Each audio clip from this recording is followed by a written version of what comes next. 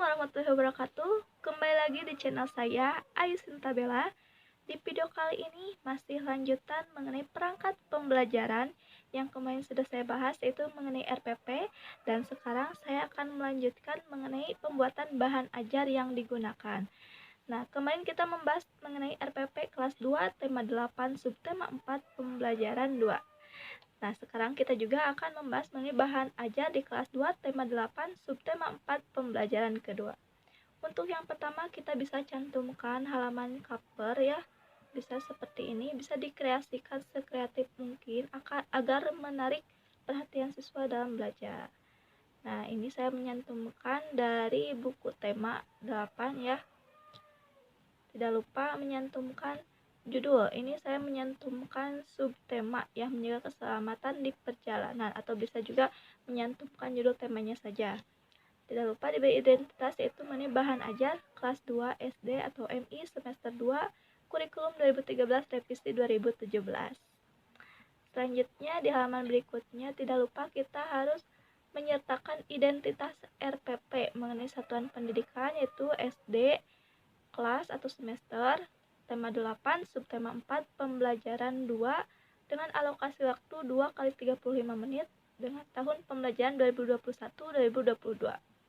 Nah, setelah menyantumkan identitas RPP, kita juga harus menyertakan KI atau kompetensi inti, yaitu ada 4 ya, KI 1, KI 2, KI 3, dan KI 4. Selanjutnya, tidak lupa kita menyantumkan tabel kompetensi dasar dan indikator. Nah, seperti ini ya yang sudah saya tuliskan di RPP, disalin kembali di bahan ajar.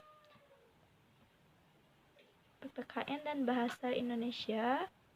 Nah, tidak lupa menyalin kembali tujuan pembelajaran yang ada di RPP ke dalam bahan ajar. Nah, setelah itu masuk ke bagian inti, yaitu bahan ajar.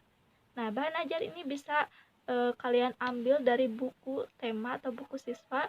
Selain itu, agar lebih meluasnya informasi yang didapat, bisa juga mengambil informasi atau data bahan ajar dari sumber yang lain seperti buku pena ataupun dari Google Internet ya, bisa dicantumkan dan dimasukkan ke dalam bahan ajar ini.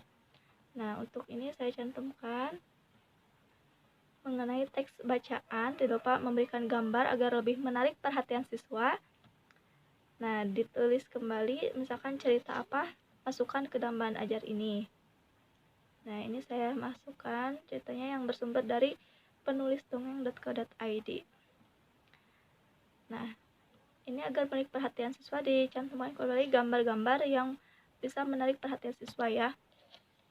Nah, ini materinya jangan lupa untuk dimasukkan ya. Mengenai materi pembelajaran huruf kapital ya, penggunaan huruf kapital ini dicantumkan penjelasannya dan juga contoh penggunaan huruf kapitalnya. Nah, ini bisa pakai tabel ataupun dengan pemberian warna font yang lebih menarik ataupun lebih mudah untuk dipahami oleh siswa. Seperti itu. Nah, ini ada contoh yang lain dalam penggunaan huruf kapital. Nah, saya diberikan tanda kuning agar lebih ini yang harus dipahami oleh siswa. Nah, selanjutnya kita bisa tambahkan lagi teks bacaan yang lain. Nah, ini mengenai pentingnya menjaga persatuan. Nah, diberikan seperti pertanyaan ya, sederhana.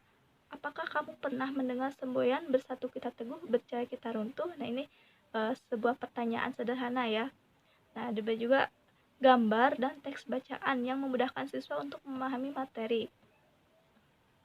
Diberikan juga materi penjelasan ya. Seperti biasa ada gambar dan juga penjelasan teksnya. Nah, seperti ini. Nah, jadi seperti itulah kurang lebih bahan ajar yang saya gunakan.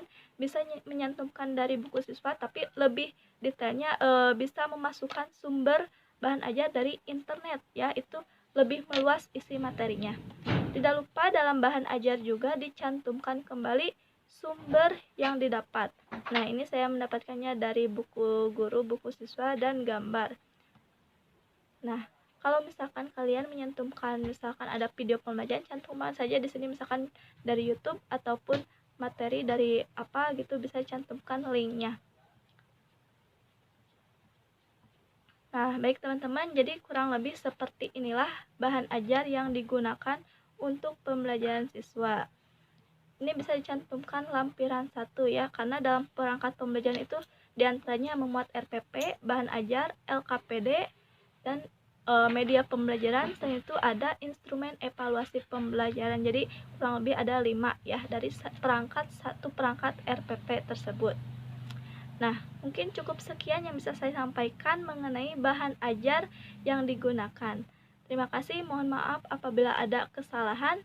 Wabillahi taufiq wal hidayah. Wassalamualaikum warahmatullahi wabarakatuh.